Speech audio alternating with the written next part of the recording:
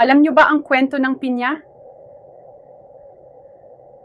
Isang araw may isang batang babae na sobrang tamad, laging naglalaro at hindi tumutulong sa kanyang ina. Kaya't isang araw, nagalit ang kanyang nanay at sinabi, "Sana'y maging prutas ka na lang." At sa kanyang pagkagulat, nagkatotoo. Naging pinya siya. Ngunit hindi siya makalakad, kaya't naghanap siya ng paraan para makabalik sa kanyang katawan. Ang ginawa niya, nagdasal siya at nangako na magiging masipag na siya. Sa wakas, nang bumalik siya sa kanyang anyo, natutunan niyang mahalaga ang pagtulong at pagiging responsable. Kaya, mga bata, ang pinya ay simbolo ng pagsisikap at pagbabago.